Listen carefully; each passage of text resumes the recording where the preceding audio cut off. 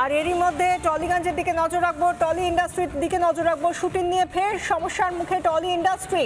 Tele ধারাবাহিকের পরিচালক সৃজিত রায়ের শুটিং বন্ধ করে দেওয়ার অভিযোগ। এবারও সমস্যা ডিরেক্টরস গিল্ড ও ফেডারেশনের মধ্যে।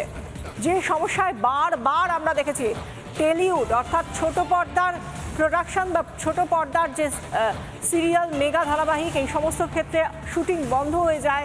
এবারও দেখা যাচ্ছে সেই একই সমস্যা, কোথাও গিয়ে কোনো দীর্ঘমেয়াদী সমাধান পাওয়া যাচ্ছে না। আবার ডিরেক্টরস গিল্ড ও ফেডারেশনের মধ্যে অশান্তি এবং সমস্যার সূত্রপাত সেখান থেকে।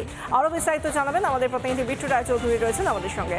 বিট্টু, এই মুহূর্তে দাঁড়িয়ে টেলিউডের ভবিষ্যৎ কি? মানে একেবারে আমি ভবিষ্যৎ বলতে একদম আগামী দিনগুলোর কথা বলছি। শুটিং কি বন্ধই থাকবে?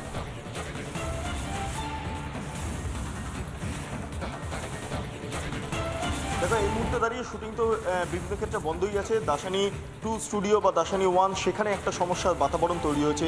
টেকনিশিয়ানসদের যেটা অভিযোগ করা হচ্ছে বা তাদের তরফে যেটা অভিযোগ, যে ডিরেক্টরের খারাপ ব্যবহার এবং তার জেরেই মূলত অপমানিত হচ্ছেন যারা টেকনিশিয়ান তারা, এবং সেই কারণেই তারা শুটিং আপাতত বন্ধ রাখার সিদ্ধান্ত নিয়েছেন। তবে এই মুহূর্তে আমি ইন্দুপুর স্টুডিওতে রয়েছি, যারা টেকনিশিয়ানস, যারা ডিজাইনিংয়ের দায়িত্বে রয়েছেন, তাদের সঙ্গে একটু কথা বলে নেব যে বারবার এই ধরনের সমস্যা তৈরি হচ্ছে। কি ডিরেক্টররা কি খারাপ ব্যবহার করছে আপনাদের সঙ্গে? আমি এগুলো কিছু বলতে আমি জানি না, আমি কিছু বলতে পারবো না। মানে প্রবলেমটা কোথায় বলতে পারবেন? প্রবলেম আমি একটু আরও বেশ কিছু মানুষের সঙ্গে কথা বলবো। তবে এই মুহূর্তে যেহেতু স্টুডিও পাড়াটা সম্পূর্ণভাবে কার্যত বলা যেতে পারে স্তব্ধ হয়ে রয়েছে, ফলে প্রতিক্রিয়া মেলাটা খুবই দায়।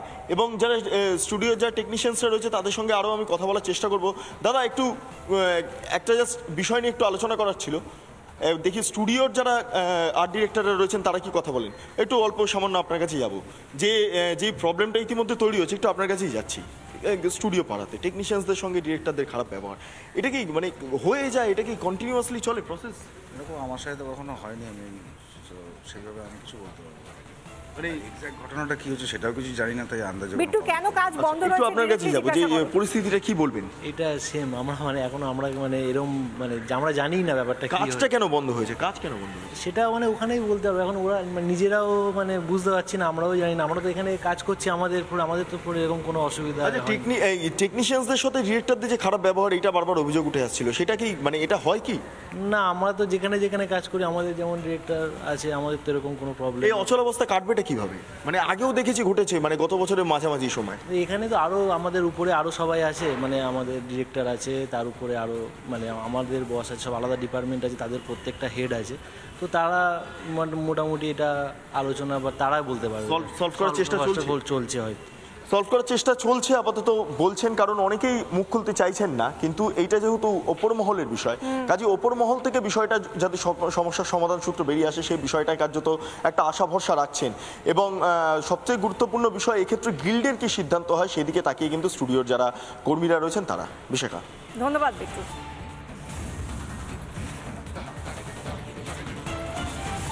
নানা ধরনের কন্টেন্ট দেখার জন্য লাইক করুন, শেয়ার করুন আমাদের ফেসবুক পেজ, সাবস্ক্রাইব করুন আমাদের ইউটিউব চ্যানেল।